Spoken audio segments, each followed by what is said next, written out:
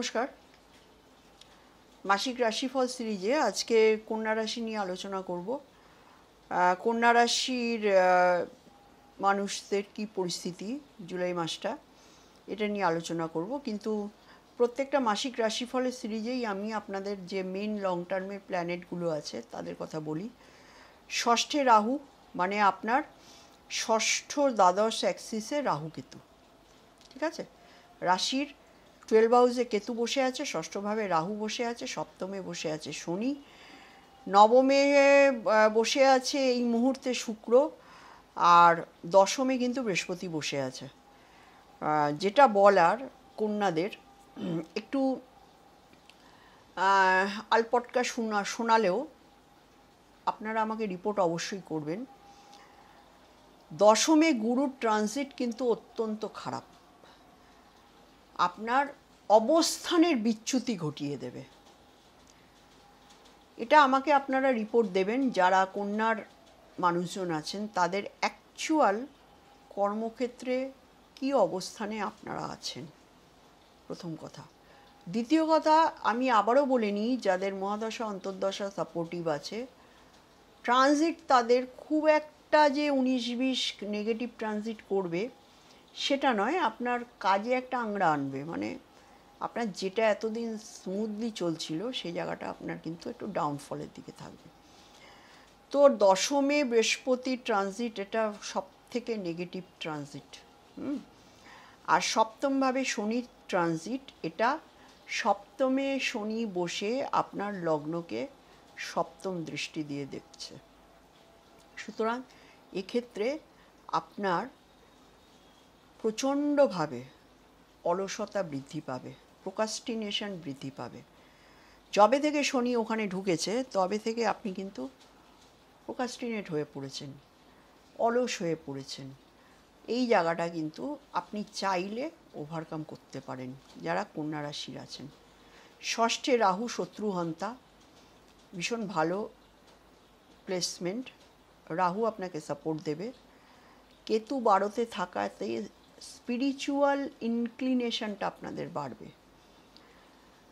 তীর্থ ভ্রমণের জায়গা ভ্রমণ করতে ইচ্ছে করবে, এবং একটা সবসময় একটা লেট গো অ্যাটিটিউড, মানে ঠিক আছে আপনি নিজেই অনেক শান্ত হয়ে গেছেন, আপনি এটা ভাবছেন যে যা হওয়ার হোক। হ্যাঁ, তো দ্বাদশে কেতু ট্রানজিট কিন্তু খুব ভালো ট্রানজিট। ষষ্ঠ আর দ্বাদশে রাহু কেতুর অ্যাক্সিসটা কিন্তু খুব গুড অ্যাক্সিস। আর যেটা বলার আছে সেটা হচ্ছে অর্থনৈতিক ক্ষেত্র, দ্বিতীয় লর্ড 9th হাউসে আছে, এবং সে নবমেরই লর্ড। পিতার থেকে অর্থ পাবেন, ইনহেরিটেন্স প্রপার্টি পেতে পারেন, বাবার অর্থনৈতিক সাপোর্টটা পাবেন। তৃতীয়ের লর্ড বসে আছে 12 হাউসে, তো ভ্রমণ হতে পারে, শর্ট জার্নি। পাড়াপড়শিদের সঙ্গে সম্পর্কর একটা অবনতি থাকবে, আর যেটা থাকবে ছোটো ভাই বোনের সঙ্গে একটা ডিট্যাচমেন্ট। হ্যাঁ, এবং আপনার ঊর্জাও কিন্তু এই মাসে অনেকটা কম থাকবে। ঠিক আছে, চলছে, করছি, করব, এগুলো কিন্তু আপনার লাইফে থাকবে।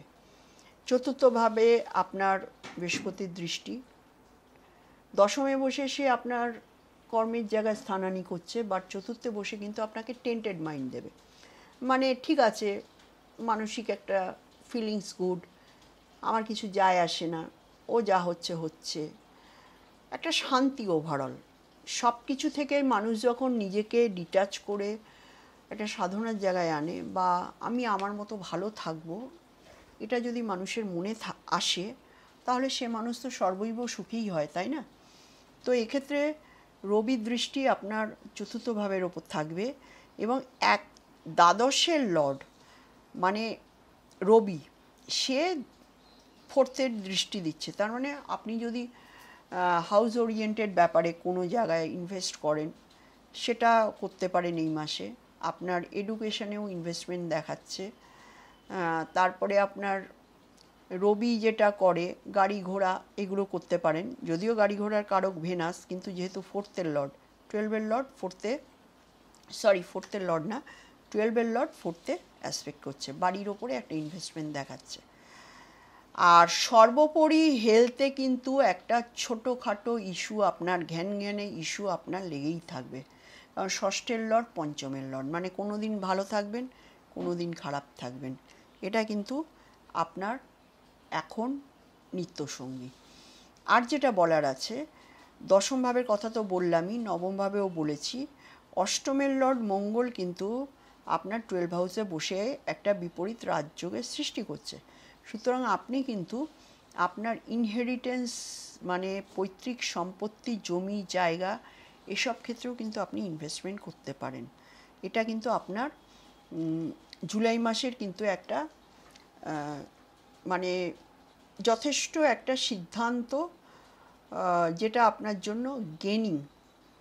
শনি কিন্তু শুক্রকে দেখছে, সুতরাং যারা প্রেম ভালোবাসার মধ্যে স্টুডেন্ট আছো, অল্প বয়সী ছেলে মেয়েদের ক্ষেত্রে এটা হবে, সেটা কিন্তু রিলেশনশিপের ব্রেকআপ।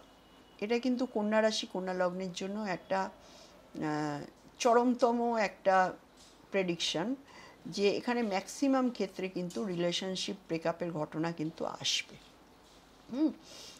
শনি শুক্রকে দেখছে, শুক্র দ্বিতীয়ের লর্ড, শুক্র হচ্ছে 9th-এর লর্ড, পঞ্চমের লর্ডকে, পঞ্চমের লর্ড শনি, এবং শনি যখন শুক্র কারককে দেখছে তখন এই জায়গাটা কিন্তু একটা ডিট্যাচমেন্ট এবং স্ট্রাগেলের এরিয়া। শনির 3rd অ্যাসপেক্ট মানে তোমাকে স্ট্রাগেল দেবে, শনির 7th অ্যাসপেক্ট মানে তোমার সেই জায়গাটা নতুন করে আবার তৈরি করতে হবে, ফিনিশ। তাহলে এখানে সপ্তম থেকে যখন লগ্নকে সে দৃষ্টি দিচ্ছে, তোমার আইডেন্টিটি ফিনিশ, তোমার ইমেজ ফিনিশ, মানে তুমি যদি এটাকে আবার নতুন করে রিগ্রোথ না করাও, তাহলে শনি তোমার কর্মের জায়গাটাকে খেয়ে নেবে, তোমার বুদ্ধির জায়গাটাকে খেয়ে নেবে। কারণ ষষ্ঠ ভাব অবশ্যই তোমার সার্ভিসের জায়গা, পঞ্চম ভাব অবশ্যই তোমার বুদ্ধির জায়গা, যে দুটোর কন্ট্রোলার প্ল্যানেট হচ্ছে শনি। তো আমি খুব ধীরে ধীরে তোমাদের এই প্ল্যানেটের পজিশন, ট্রানজিটের পজিশন বোঝালাম। এক্ষেত্রে সবসময় মাথায় রাখবে যে তোমাকে কিন্তু তোমার মহাদশা, অন্তর্দশা, প্রত্যন্তর্দশার সাপেক্ষে এই জায়গাটাকে ধরতে হবে। এবং যদি মহাদশা, অন্তর্দশা, প্রত্যন্তর্দশা ভেরি মাচ স্ট্রং থাকে, তাহলে কিন্তু শত বাধা সত্ত্বেও কিন্তু তুমি সারভাইভ করবে। কারণ শনি যখন লগ্নর দিকে তাকিয়ে থাকে না, তখন কিন্তু তোমার চরম পরীক্ষা। এটা ওয়ান টাইপ অফ 7.5ই বলবো, কারণ শনি তোমাকে বুঝছে, শনি তোমাকে বোঝাচ্ছে, শনি তোমাকে অ্যালার্ম দিচ্ছে, সতর্ক করছে। কারণ এই যে শনির পিউরিফিকেশনের জায়গাটা, এটা কিন্তু সপ্তম দৃষ্টি, পিউরিফিকেশন। তো শনি তোমার সপ্তমে বসে লগ্নকে মানে চন্দ্রকে দেখছে।